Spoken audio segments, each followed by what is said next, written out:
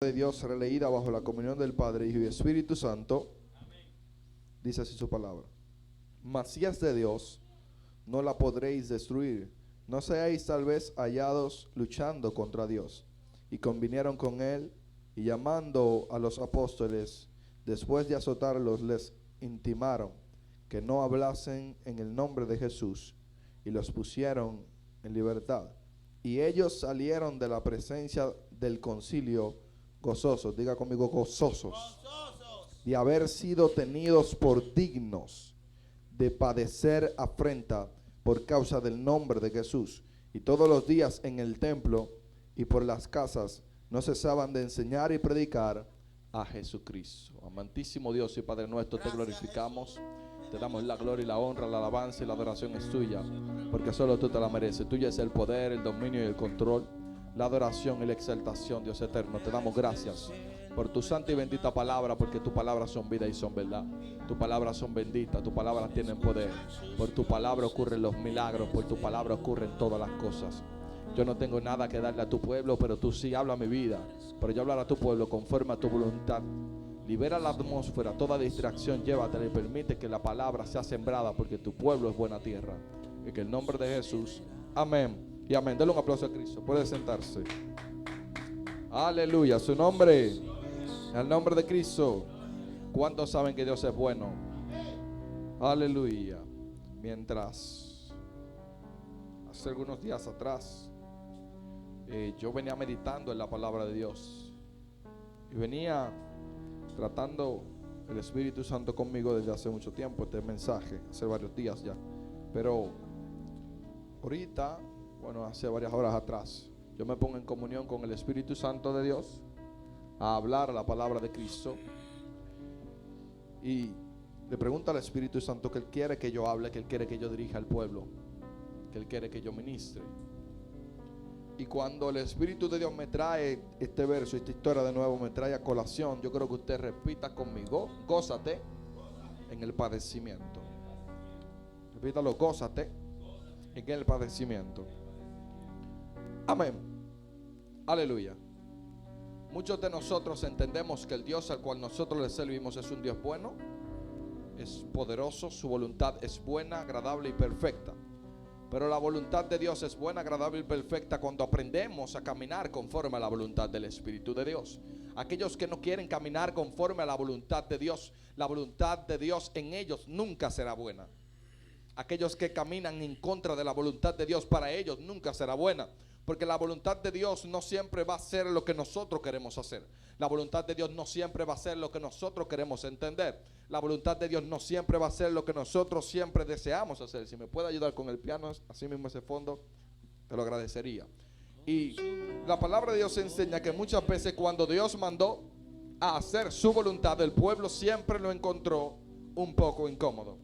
Porque siempre iba en contra de sus intereses. Siempre iba en contra de lo que ellos deseaban. Siempre iba en contra de lo que ellos necesitaban. La voluntad de Dios la mayoría de las veces siempre va a confrontar lo que es tu realidad. La voluntad de Dios siempre va a confrontar lo que es tu comodidad. La voluntad de Dios siempre va a confrontar lo que es tu ñoñería, tu normalidad. Porque Dios tiene que sacarte de lo normal para volverte sobrenatural y caminar en esa dimensión. Dios tiene que sacarte de lo común para hacerte caminar fuera de lo común. Dios tiene que sacarte de la tranquilidad para ponerte incómodo y que tú puedas caminar conforme a lo que Dios quiere que tú hagas. Porque la voluntad de Dios no la vas a poder hacer por voluntad humana. La voluntad de Dios no se hace por voluntad humana, porque la mayoría de las veces la voluntad de Dios va en contra del sistema. La voluntad de Dios va en contra de todo lo que vamos a ver alrededor. Ahora tú te pones a pensar en este tiempo que todo lo que está pasando y todas las leyes y todo lo que está surgiendo van en contra de la voluntad de Dios. Y si tú quieres caerle bien a la gente, vas a tener que hacer todo lo que está en contra de la voluntad de Dios. Cuando tú haces la voluntad de Dios, entonces tú la vas a empezar a caer mal a todo el mundo. Cuando tú haces la voluntad de Dios, entonces tú siempre le vas a empezar a caer mal a los líderes, a los políticos, a la gente que están al lado tuyo, a la gente de tu casa. ¿Por qué? Porque aquel que no hace la voluntad de Dios siempre va a tener una contradicción con aquel que quiere caminar conforme a la voluntad de Dios. Y eso a ti te va a chocar, eso a ti te va a doler. ¿Por qué? Porque eso entonces va a traer una afrenta a tu vida, va a traer un dolor a tu vida, porque tú quieres quedar bien con la gente, pero nunca podrás quedar bien con la gente cuando haces la voluntad de Dios. Escuche esto. La palabra de Dios enseña de que antes de entrar a la palabra, Dios escogió hombres y mujeres. Dios escogió gente, los seleccionó y fueron conocidos por la gloria que Dios manifestó a través de ellos. Fueron conocidos por lo grande que fueron en Dios, por las unciones que Dios derramó, por el poder, por los dones que Dios le dio. Uno de ellos es David. Dios le dio un don de adoración terrible, extraordinario, por el cual fue conocido, y luego se le activó una unción para que él entonces pueda reinar y pelear. La Biblia enseña que Dios ungió a un hombre llamado Samuel, y dice que Dios lo ungió para profetizar, para ser juez de Israel. Pero dice la palabra del Señor que muchos de esos hombres no fueron simplemente conocidos por el poder que Dios puso en ellos. Fueron conocidos más bien por el soporte que ellos tuvieron en medio de cualquier dificultad. Porque ellos supieron aprender a aguantar el dolor.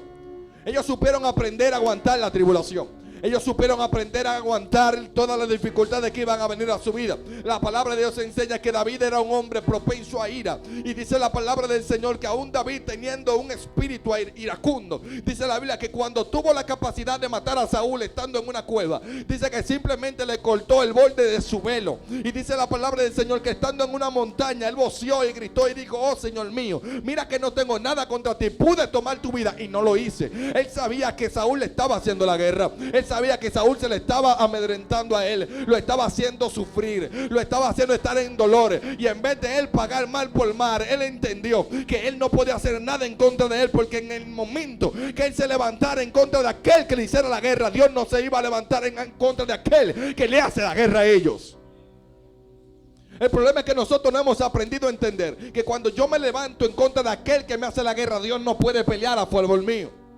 Dios pelea a favor mío cuando yo me quedo tranquilo. Entonces Él le hace guerra a aquel que me hace guerra a mí.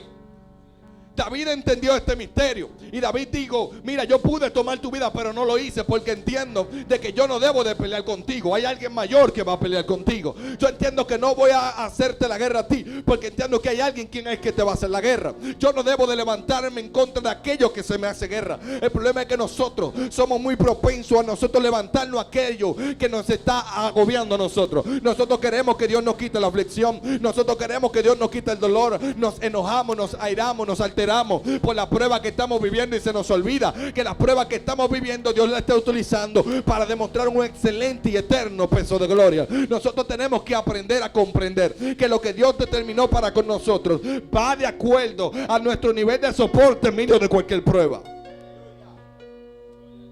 La Biblia enseña en muchas ocasiones que muchos hombres de Dios aprendieron a sufrir, aprendieron a aguantar el dolor.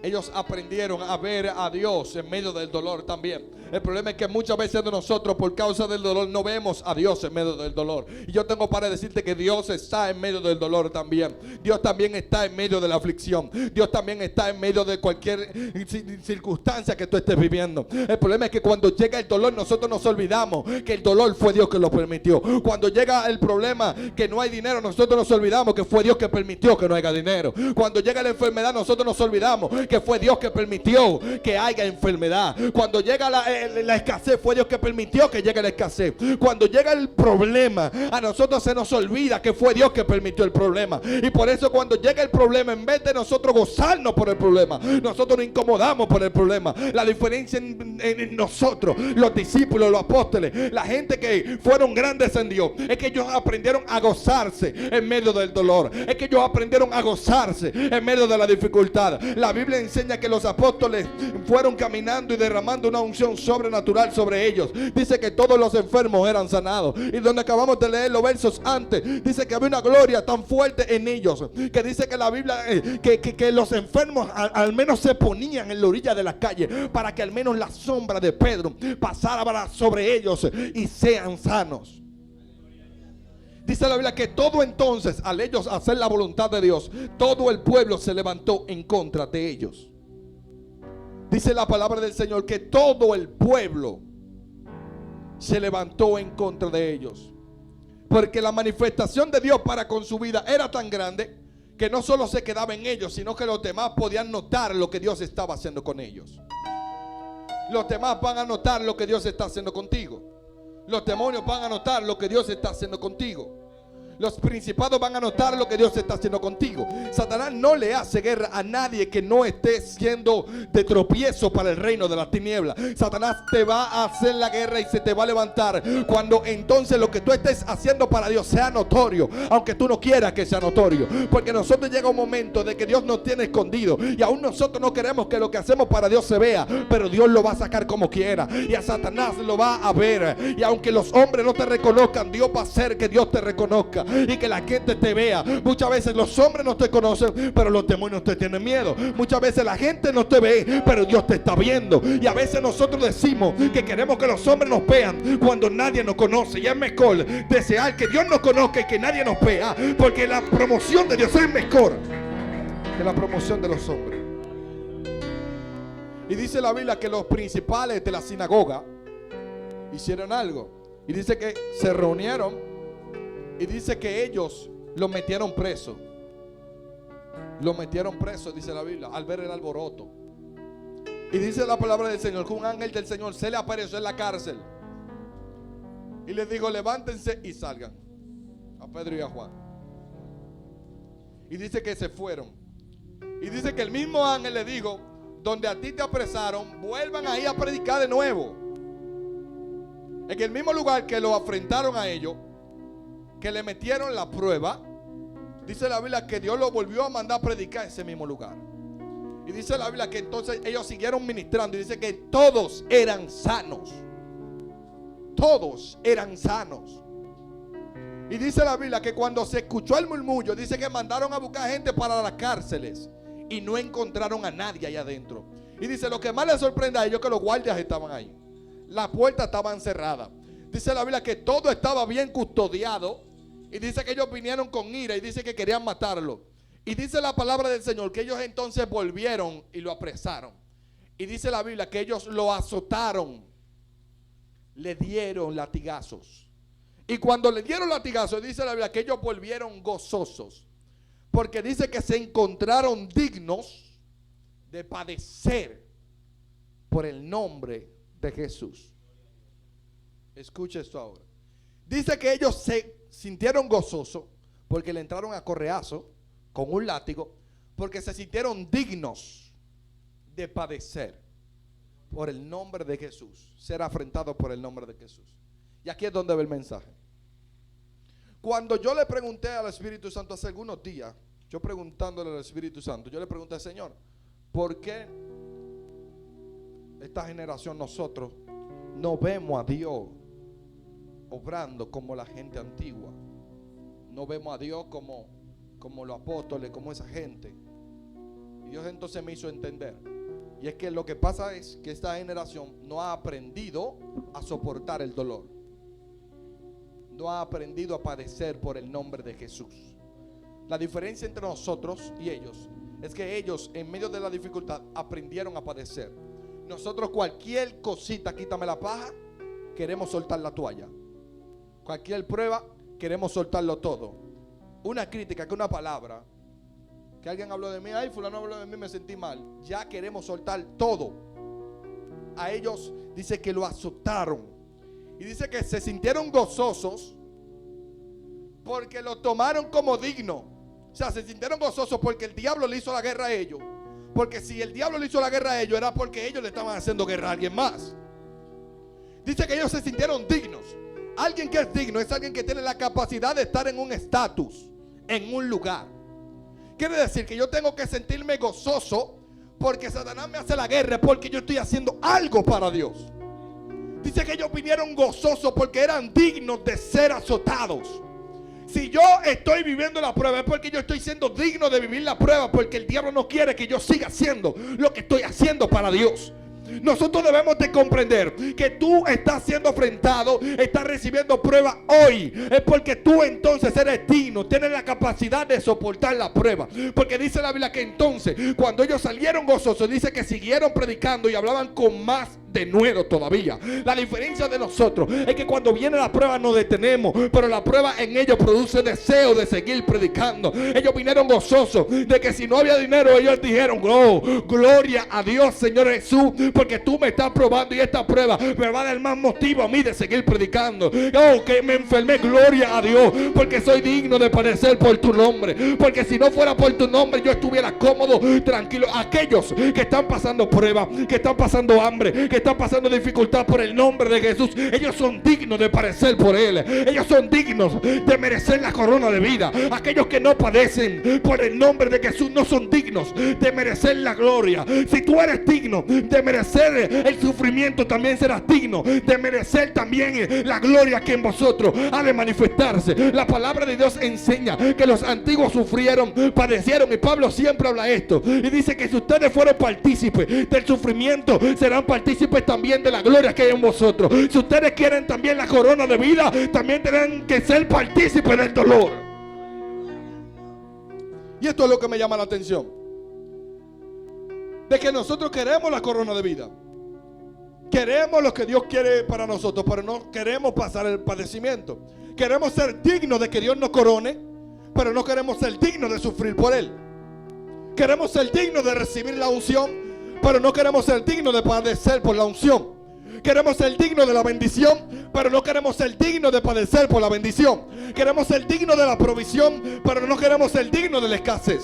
Queremos ser dignos de la sanidad, pero no queremos ser dignos de la enfermedad. Queremos ser dignos de tener madurez espiritual, pero no queremos ser dignos de la murmuración, de la crítica, de los levantamientos. Muchos de nosotros queremos ser dignos de todas las cosas, pero no hemos aprendido a padecer con Cristo. Yo tengo que aprender que aunque me está doliendo todo, yo debo de estar alegre, porque si Dios me cogió para sufrir, es porque Dios me va a bendecir. Si Dios me cogió para llorar, es porque Dios me va a levantar. Si Dios me cogió para padecer, es porque Dios va a hacer cosas grandes conmigo. Yo comprendí que el llorar a mí no me puede detener, que el sufrir a mí no me puede parar. Yo aprendí que por más que yo sufra, debo de alegrarme, porque Dios me cogió, y aún en medio del dolor, si Dios me cogió en medio del dolor, es para que Dios haga algo grande con una generación. Alguien me habló una palabra y me dijo: Dios te cogió para este tiempo, para hablar una palabra a gente que tú todavía no has llegado a ellos. ¿Qué iba a saber yo? Que yo iba a predicarle a gente, que la gente iba a ser liberada, que la gente iba a ser transformada. Pero en medio de mi dolor, años atrás, meses atrás, cuando yo lloraba, cuando yo sufría, cuando yo le decía al Espíritu de Dios: quiero tu unción, quiero que me use, me duelen los enfermos, quiero ver que la gente se levante. Hay gente que muere, hay gente que sufre, pero tú tienes que sufrir, tienes que padecer, tienes que perder el sueño, tienes que pasar hambre, tienes que sufrir por Él, para que Él pueda hacer lo que quiera hacer contigo.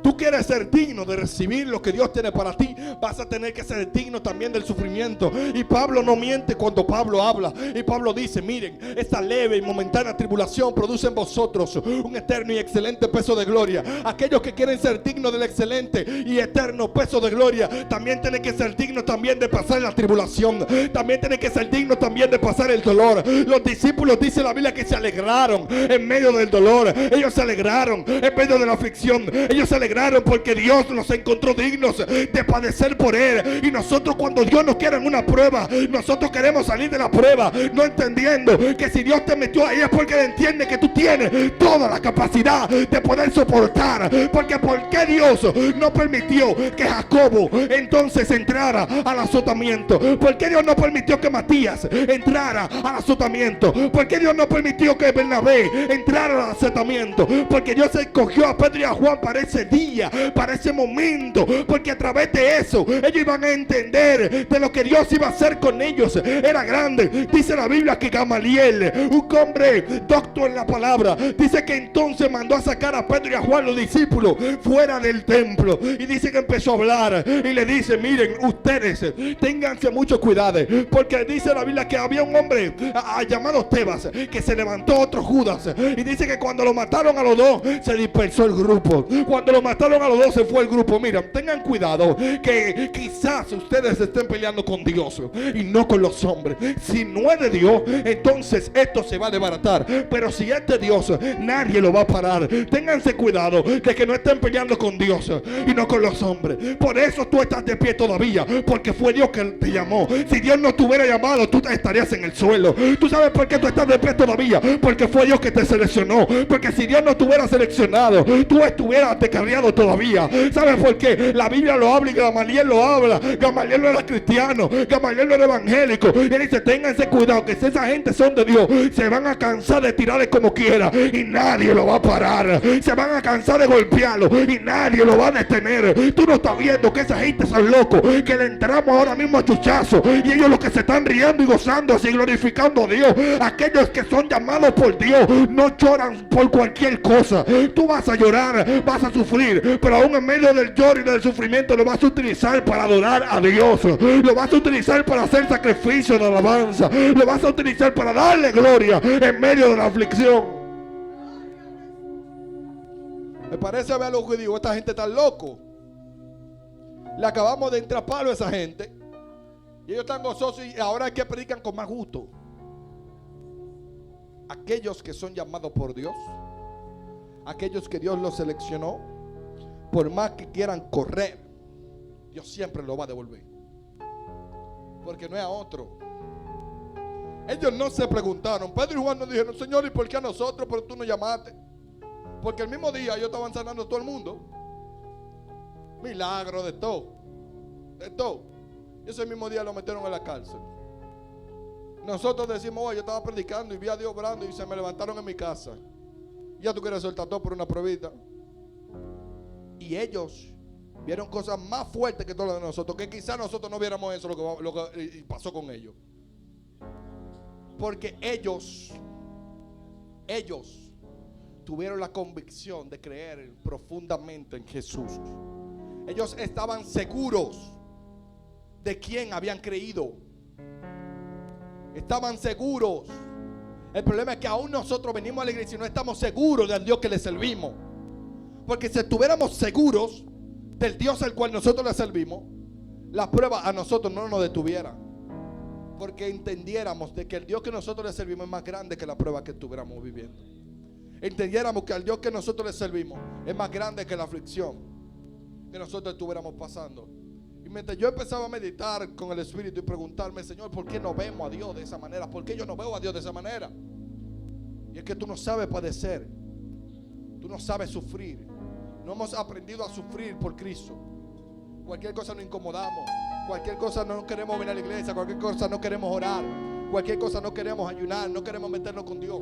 Por eso nunca vamos a aprender a buscar la presencia de Dios, porque no aprendemos a sufrir. Por más que tú ores, por más que tú ayunes, por más que busques a Dios, si no aprendes a sufrir, no vas a aprender a soportar la prueba. La Biblia dice, somete a Dios, resiste al diablo. O sea, resiste, aguanta. Cuando tú resistes que te están dando trompa, tú no das, pero simplemente tienes que aguantar el dolor. Al gozador le ponen la mano ahí arriba y le dan trompa para que aguante. Pero esa aguantadera que ellos duran ahí hace que los músculos se fortalezcan y sean resistentes al dolor. Usted está pasando prueba porque Dios te está capacitando para que sea resistente al dolor, para que sea resistente a la aflicción, para que cada vez que venga la prueba, ya la prueba no te venga a doler, porque ya estás capacitado, ejercitado en el Señor. La Biblia dice que nosotros debemos de tener confianza. Dice en la Biblia que debemos de tener confianza en el poder de su fuerza, descansar en su amor, en el poder de su fuerza. Yo descanso en Él porque yo sé que aunque esté debilitado, Él me va a levantar, porque yo descanso en el poder de su fuerza. Él tiene la fuerza para levantarme, aún yo no tenga la capacidad. Él tiene la fuerza para sanarme, aún no haya cura en los médicos. Él tiene la fuerza para liberarme cuando el psicólogo no puede hacer nada.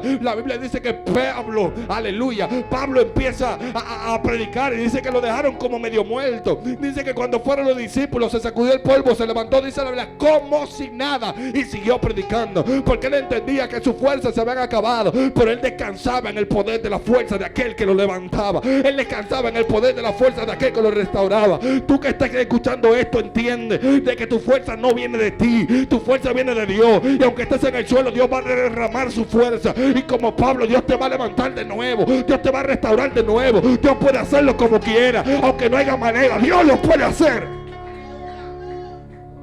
Dios es experto creando, dice la Biblia, caminos en el desierto y ríos en la soledad. Dios es experto haciendo puertas donde hay muros. Dios es experto haciendo caminos donde lo que hay es hierba. Dios es experto buscando agua donde lo que hay es piedra. Dios es experto haciendo las cosas cuando nadie puede comprender. Yo me preguntaba cómo era que Dios lo iba a hacer, cómo yo me iba a llevar a las naciones, cómo yo iba a poder ver gloria, cómo yo iba a poder predicar, cómo yo lo iba a hacer. No tengo dinero, no trabajo en secular, le trabajo a Dios. Tengo que esperar que Dios me bendiga. Y Dios entonces empezó a abrir la puerta. Dios empezó a tocar. Dios empezó a bendecir. Me invitaron. Yo vi a Dios. Veo a Dios obrando. ¿Y cómo tú puedes entender esto? ¿Cómo tú lo puedes comprender? Si Dios no te llama, entonces tú no lo vas a ver. Pero si Dios te llama, tienes que creer. Si Dios te llama, tienes que creer. Porque el problema es que nosotros tenemos el llamado, pero no creemos que Dios nos llamó. Tenemos el llamado de Dios. Dios nos llamó, pero no creemos que Dios nos llamó. Porque en el momento que nos da la palabra, vemos que alguien nos mira y dice, y Dios lo va a hacer con él. Es un emocionado, sea lo que esté loco. Suéltese loco en banda. Estamos demasiado acostumbrados a que crean en nosotros. Suelta en banda eso. Olvídate de que crean o no crean, que confíen o no confíen. El único que tiene que creer en la palabra de Dios eres tú. Estamos muy acostumbrados que si Rafi no va conmigo a orar, yo no voy a orar. Yo aprendí a irme solo. Me voy a predicar, me voy para la montaña, me voy por donde sea, me voy a orar. Me voy a detener por nadie. La palabra es en mí que se va a manifestar, no es en otro. Pero cuando la palabra de Dios se manifieste, entonces todos van a ver de que la palabra era real. Mi propio padre, que usted sabe cómo él me hizo la guerra, a mí me testificaron que cuando yo estaba allá en El Salvador, él mismo estaba testificando y hablando de que él me hizo la guerra, que él no creía, que me ofendió, y después tuvo que decir que ciertamente Dios es real. El mismo que me decía, suéltame en banda, tú no das para nada, tú no sirves, basura, rata, me decía.